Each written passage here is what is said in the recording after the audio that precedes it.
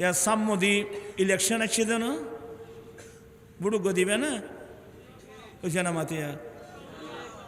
সুন্নি উগ্র মানুষ সংসদ ফটান না পারিবে না আর আপনি প্রধান অতিথি প্রধানমন্ত্রী লাগবে না উগ্র মানুষ একজন মর্দে মুজাহিদকে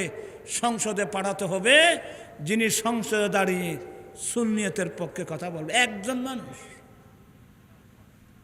এ ফটিয়ার জমিন ফটিয়ার মাটি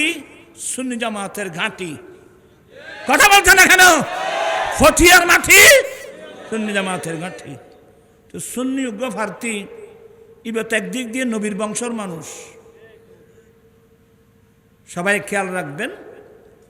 আমি বস শিক্ষারাই মারার মধ্যে এখন তো আর বয়স্ক গিয়ে আর ইনসারে গিয়ে কারণ মানুষ ইনের দাম ন বুঝে এরপরও আমার দায়িত্ব মনে করে আপনাদেরকে বললাম আগামী আসবে তো কে আসবে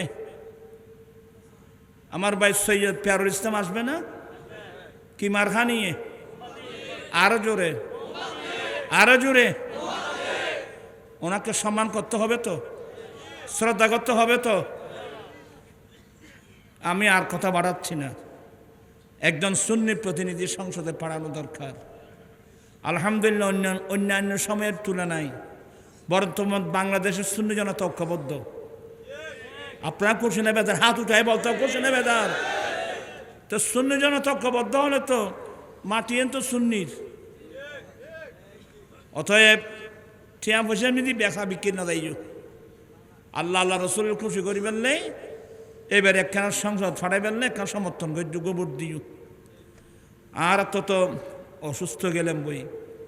গোড়া হায়াত টান তো মাঠত খাড়াই দিয়ে সুন্নি করে আল্লাহ পাকে মাহফিলকে কবুল করুক আমার ভাইয়েরা যারা মাহফিলটা আয়োজন করেছেন গরিব নওয়াজের উসিলায় এই মাহফিলটা কবুল করুক আমাদের জীবনে গুনাহ মাফ করে দিক কার কি সমস্যা সমাধান করে দিক